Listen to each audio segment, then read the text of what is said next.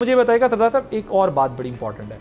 कश्मीर जिस तरह हम ज़ाहिर समझते हैं वो शहर आ गया और उसकी वजूहात हैं, लेकिन पाकिस्तान की इकनॉमिक प्रॉस्पेरिटी में, इक़्तिसादी तरक्की जो पाकिस्तान की है, उसका कितना रिलायंस है मसला कश्मीर के हल होने पर? देखिए, गुजारिश ये है कि हिंदुस्तान रोज़ अव्वल से इस बात के लिए कोशां था कि पाकिस्तान पर आबी जाहिरियत की जाए, उसकी तैयारी कर रहा था।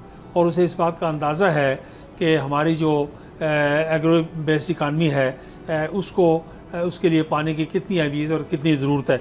बाकी सारे फैक्टर्स अपनी जगह हैं, लेकिन ये बहुत बड़ा इम्पॉर्टेंट फैक्टर है। तो इसको हिंदुस्तान ने एक्सप्लॉइट करने की कोशिश की, माजी में डैम बनाने की कोशिश की, इंडस वाटर ट्रीटी जो है उसको यूनिलेटरली उससे बाहर निकलने की कोशिश की।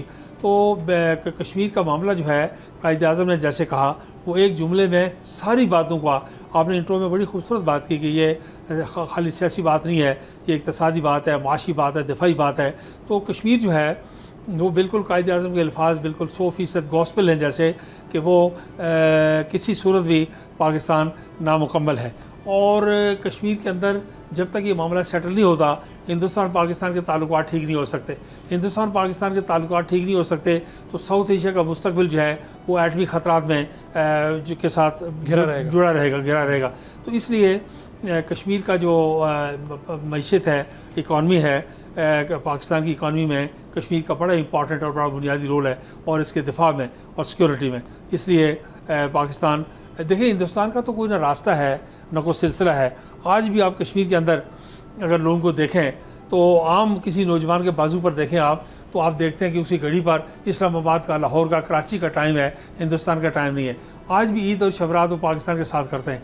तो इतनी बड़ी कुर्बानी, 6 लाख कुर्बानी देने के बाद कश्मीरी अफोर्ड ही नहीं कर सकते, जम्मू और कश्मीर के अवाम, कि वो पाकिस्तान के अलावा अपनी आज़ादी के साथ साथ पाकिस्तान की तकमील के अलावा कोई और दूसरी बात देखें। और अलबत्ता उसके लिए ज़रूरत इस बात की है, ऐसी सॉलिड पॉलिसीज़ की ज़रूरत है। जिस तरह फील्ड मार्शल ने बात की है मुज़फ़्फ़राबाद में कि हमने 3 जंगें लड़ी हैं, हमें 13 और लड़नी पड़े तो उसके लिए तैयार हैं।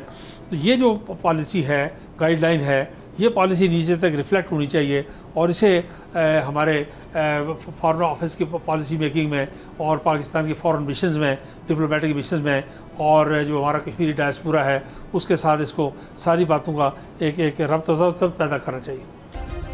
सब्सक्राइब करें और बेल दबाएं ताकि कोई खबर रह न जाए।